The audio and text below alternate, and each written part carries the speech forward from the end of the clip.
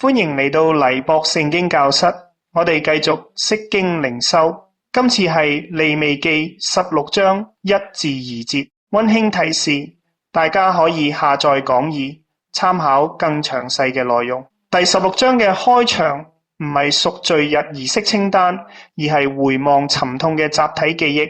亞倫嘅兩個仔走近耶和華面前死亡以後，耶和華吩咐摩西，經文冇指明拿答同亞比戶，只話亞倫嘅兩個仔，呢個唔係模糊處理，而係帶住哀傷嘅體貼不發。值得注意嘅係，神選擇喺死亡之後說話，佢冇喺悲劇發生嘅當下急於說教，亦冇喺災禍之前強加預防，而係選擇喺灰燼冷卻後開口，因為有啲深刻嘅生命功課，只能夠喺痛苦嘅廢墟中學會。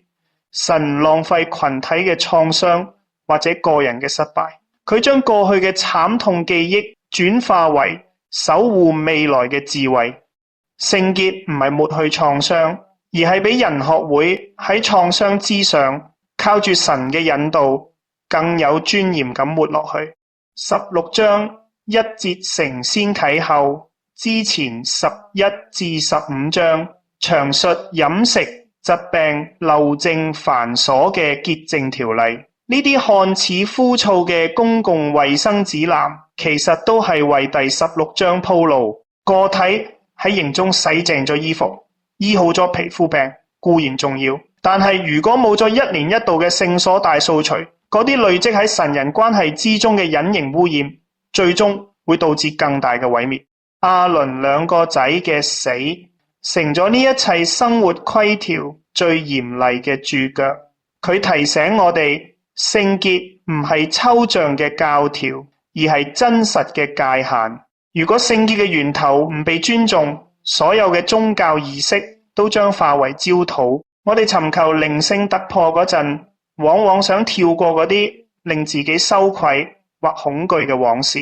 但神要求亞倫直視嗰度傷痕，將辨別潔淨嘅操練從日常瑣事提升到同神相會嘅至高層面。當神吩咐亞倫唔可以隨時進入聖所嘅幔帳裏面，呢個唔係排佢，而係喺至聖者面前為脆弱嘅血肉之軀穿上嘅保護衣。對於啱啱失去兩個仔嘅亞倫嚟講，聖所曾經係奪命嘅火場，神卻喺呢一刻為佢建立咗一套精密嘅安全網，界線唔係冷漠，而係慈悲。呢種唔可以隨時嘅限制，反襯出當代敬拜中常見嘅輕佻。我哋習慣隨意即興咁進入神嘅同在，但係忘記咗恩典之所以寶貴，係因為佢覆蓋咗神聖公義背後嘅致命危險。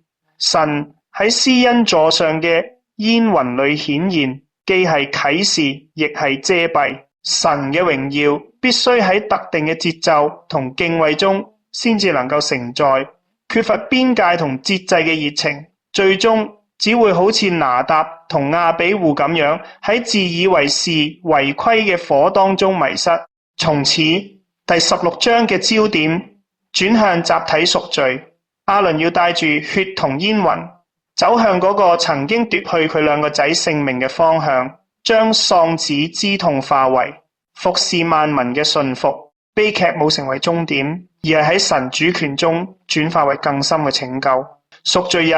唔係從平靜中誕生，而係喺死亡陰影下成形。死嘅記憶仍然喺度，活嘅秩序先至能夠延長。16章1至2節成咗一道門檻，門檻下面係第10章嘅火同屍體，門檻上面係一年一度可以承受嘅親近。佢提醒我哋，生存唔係理所當然，而係因聖潔嘅神嘅恩典。失去伊甸之後，人學會嘅唔係重返完美，而係喺唔完美當中與神同在，